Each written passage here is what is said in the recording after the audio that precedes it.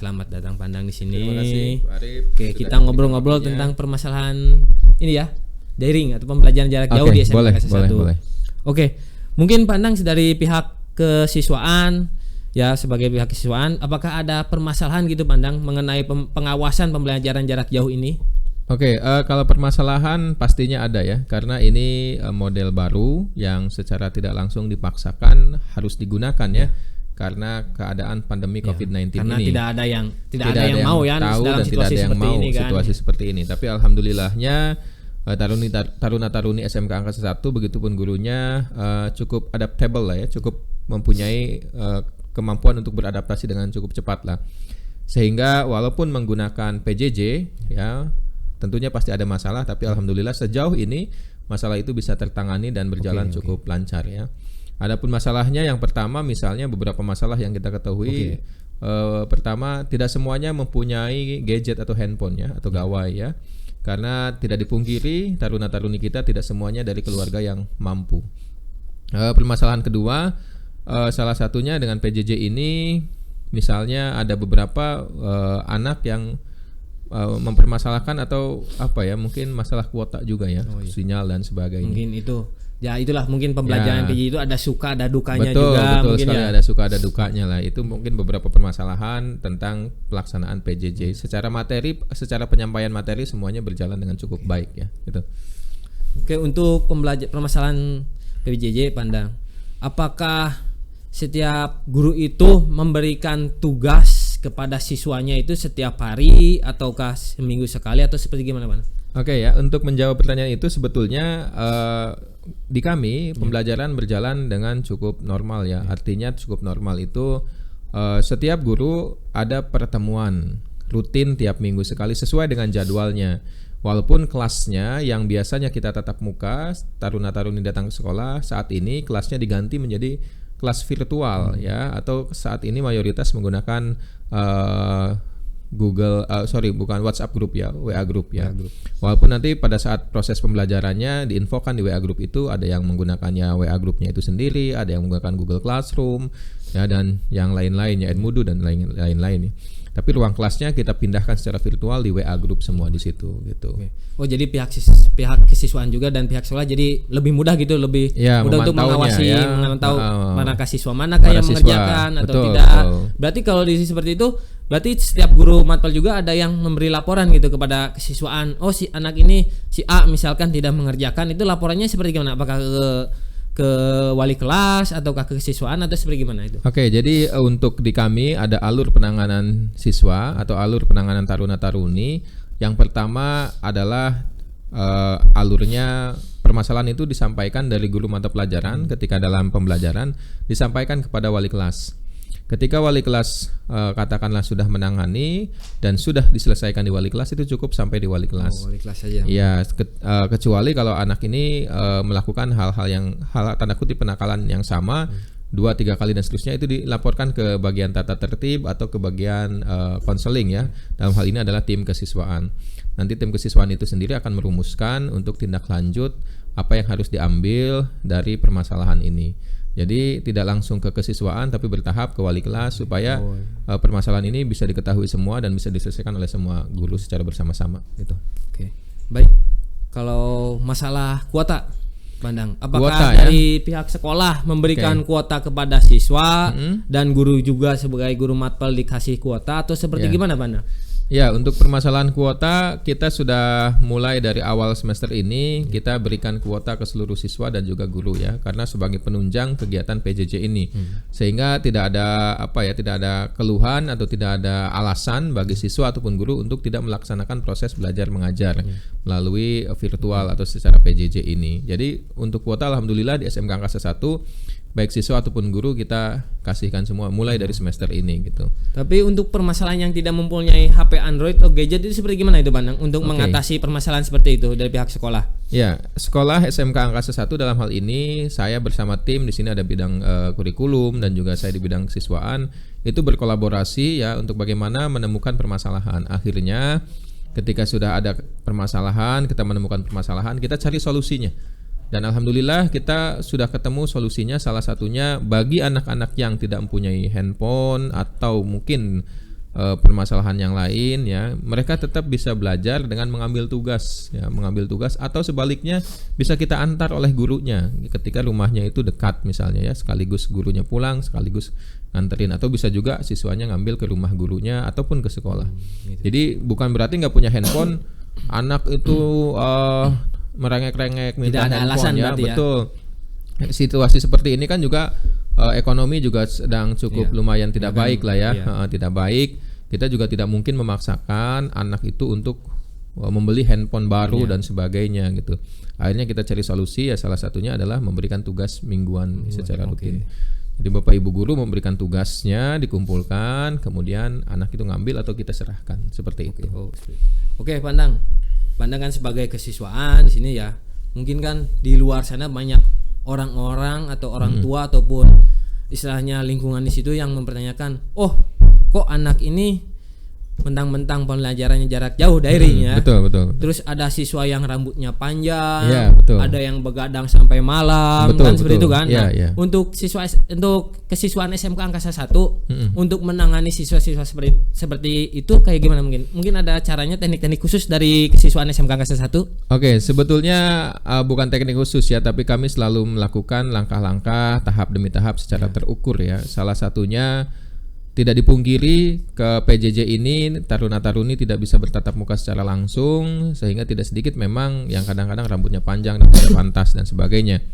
Tapi kami melakukan pengawasan secara komprehensif ya, artinya tidak hanya tim kesiswaan sendiri, kami merangkul seluruh keluarga besar SMK Angkasa 1, baik dari alumni, para orang tua, kemudian taruna-taruni kelas 1, 2, dan 3 untuk saling mengawasi. Berarti melibatkan banyak pihak guru, ya, mulai dari guru mungkin ya, OSIS, alumni, bahkan orang tua.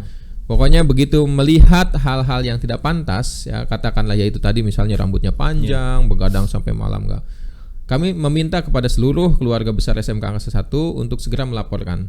Kami yang memfasilitasi dalam hal ini bidang kesiswaan dengan tim yang lain untuk segera melaporkan, dan kami akan segera mengambil tindakan seperti itu. Oke. Baik Pandang, mungkin selama ini mungkin kita kan belajar online atau daring itu kan PJJ itu mulai dari bulan Maret kan, mungkin bulan Maret sama bulan Maret ini sampai sekarang ini sampai bulan Oktober mungkin ya kan. Siswa kita itu kan pasti kan ada yang orang tuanya kerja atau gitu ya. Mungkin apakah ada komunikasi dari pihak kesiswaan dengan orang tua siswa menanyakan atau oh Bu anaknya ini tidak mengerjakan tugas atau gimana, atau orang tua ada yang melaporkan ke kesiswaan atau sebaliknya atau gimana gitu? Oke, jadi untuk komunikasi kita selalu melaksanakan komunikasi secara efektif dan rutin ya. Artinya kita punya WA group ya, baik orang tua ataupun siswa.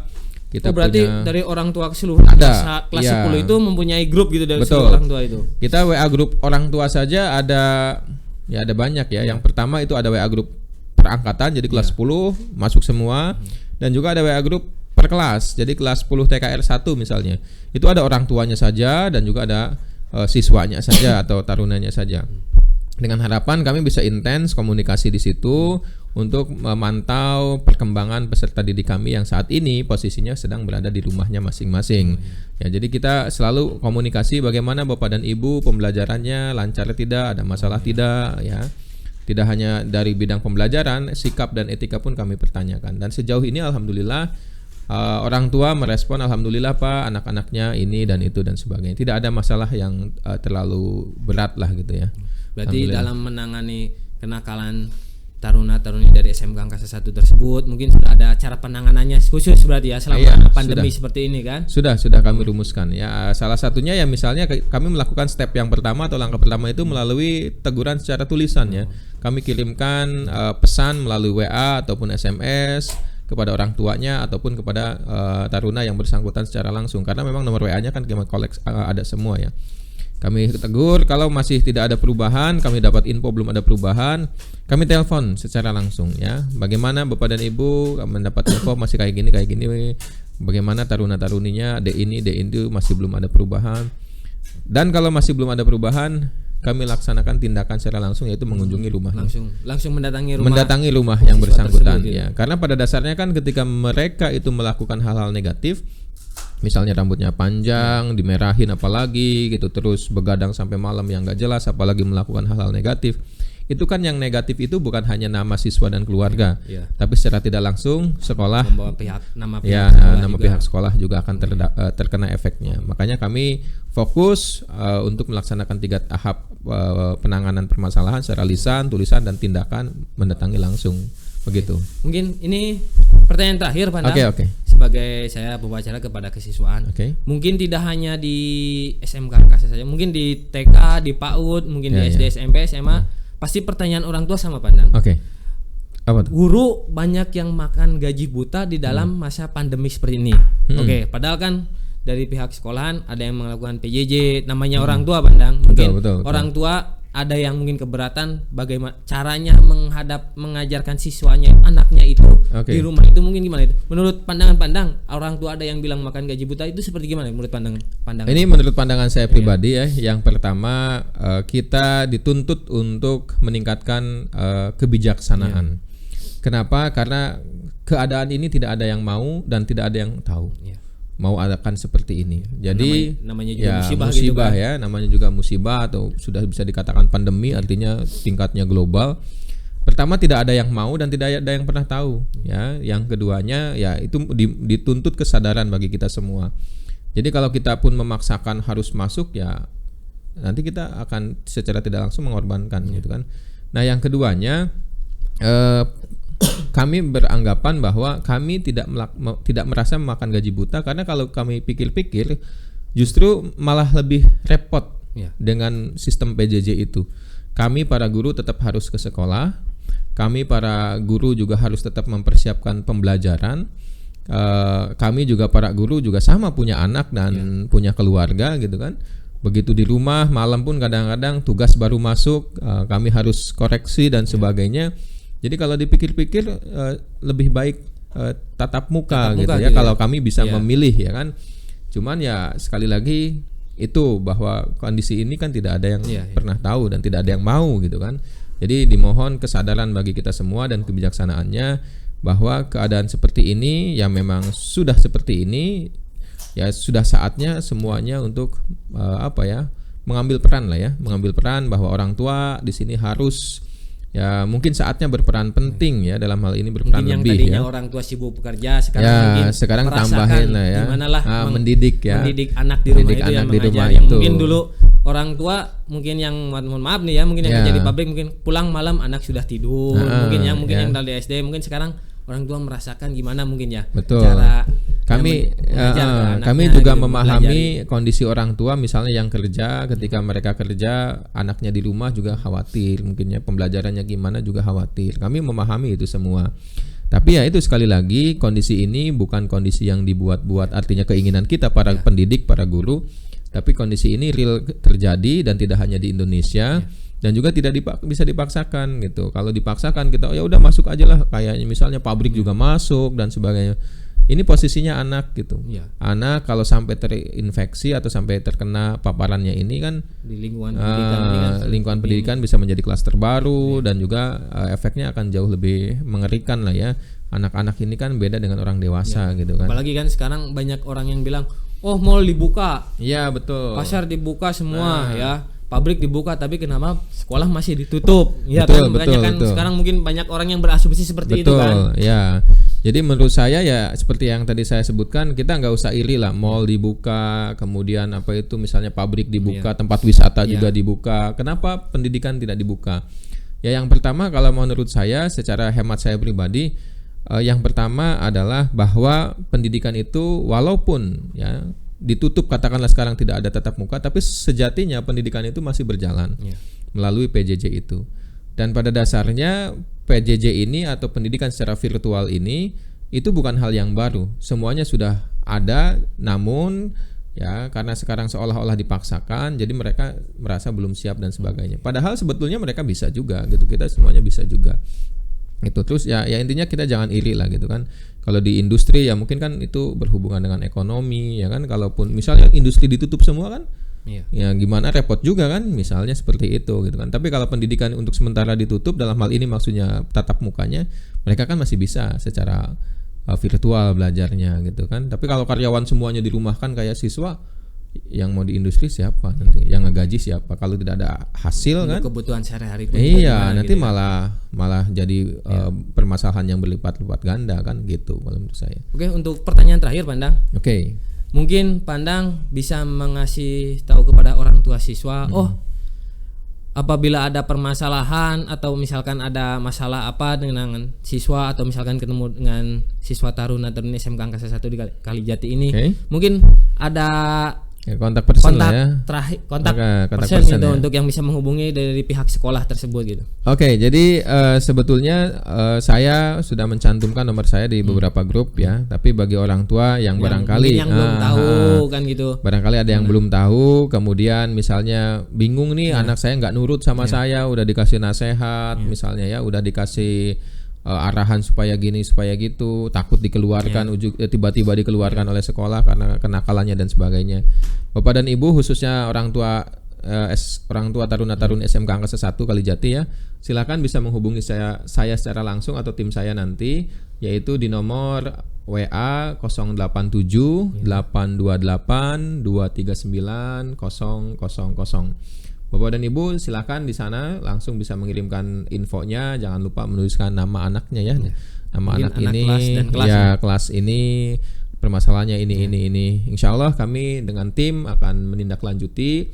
Mudah-mudahan bisa kami selesaikan dengan cara yang baik dan anak-anak ini kembali baik, artinya bisa berbakti kepada orang tua khususnya dan juga yang bisa mengharumkan nama sekolah dan juga nama keluarga dan nama bangsa lah umumnya gitu. Itu mungkin Pak Arif ya. Oke, terima kasih Pandang atas wawancaranya hari ini ya. Saya mengucapkan banyak terima kasih sama-sama kepada Pandang sebagai pihak kesiswaan dari SMK Angkasa 1 Kalijati. Oke, selamat siang dan terima kasih.